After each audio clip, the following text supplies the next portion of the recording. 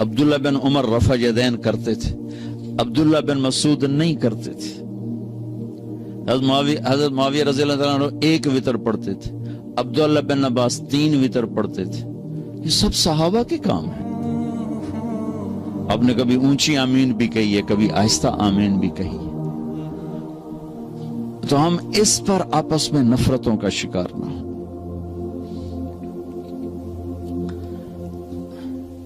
ہماری جماعت آ رہی تھی تو ایک جگہ نماز کے لیے رکے، مغرب کی نماز تھی، تو امام صاحب نماز پڑھا رہے تھے، تو پیچھے کوئی اہل حدیث بھائی تھے، انہوں نے زور سے آمین کہی۔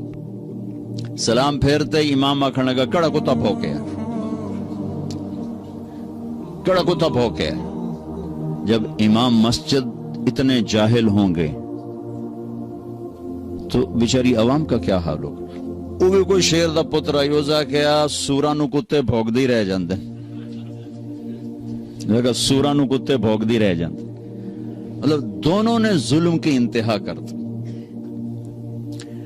میرے نبی نے اونچی آمین بھی کی ہے، آہستہ آمین بھی کی، رفع یدین کیا بھی ہے، چھوڑا بھی ہے۔ اللہ نے اپنے نبی کی سنتوں کو پوری امتوں میں تقسیم کر دی۔ میرے نبی کے زمانے میں ایک اذان تھی جس میں اشہدو ان لا الہ الا اللہ، اشہدو ان لا الہ الا اللہ، اشہدو ان محمد رسول اللہ، اشہدو ان محمد رسول اللہ، یہ تو ہماری اذان ہے نا۔ ابو محذورہ اللہ کے نبی کی موجودگی میں ایک اذان دیتے تھے، اشہدو ان لا الہ الا اللہ، اشہدو ان لا الہ الا اللہ، اشہدو ان محمد رسول اللہ، اشہدو ان محمد رسول اللہ، اشہدو ان لا الہ الا اللہ، اشہدو ان لا الہ الا اللہ، اشہدو ان محمد رسول اللہ، اشہدو ان محمد رسول اللہ 4 دفعہ کہتے تھے۔ مکے میں اذان ہوتی تھی۔ تو میں یہ بات کہا کرتا تھا کہ اللہ اپنے نبی کی ہر سنت کو زندہ رکھے ہوئے ہے۔ جس کام کو آپ نے زندگی میں ایک دفعہ کیا اور چھوڑ دیا وہ بھی کہیں نہ کہیں زندہ ہے۔ تو یہ اذان مجھے کہیں نہیں نظر آئی، نہ کہیں سنی۔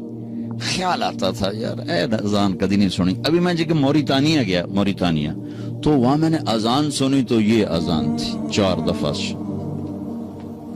تو چونکہ فجر کا وقت تھا تو کبھی کبھی حرم شریف میں بھی تہجد کی نماز میں یہ اذان ہوتی ہے۔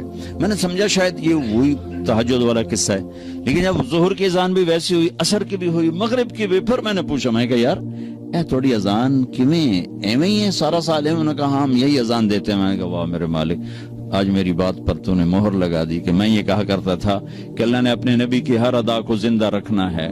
کوئی کہیں پر زندہ ہے، کوئی کہیں پر زندہ ہے، کوئی کہیں پر زندہ ہے، کوئی کہیں پر زندہ ہے۔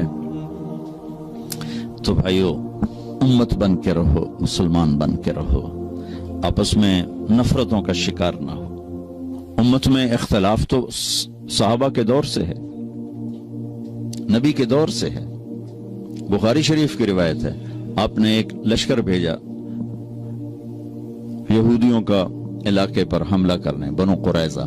فرمایا کہ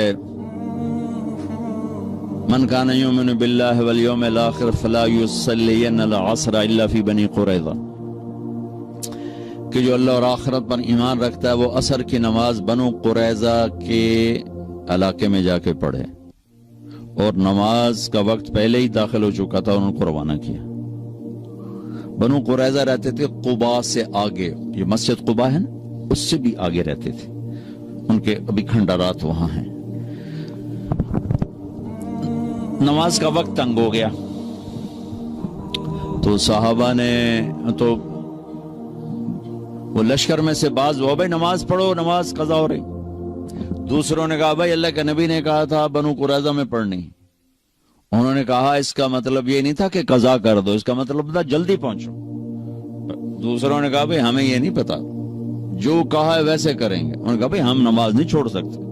تو صحابہ 2 جماعتوں میں تقسیم ہو گئے، ایک نے وہاں کھڑے ہو کے عصر پڑھی، ایک نے آگے جا کے قضا پڑھی۔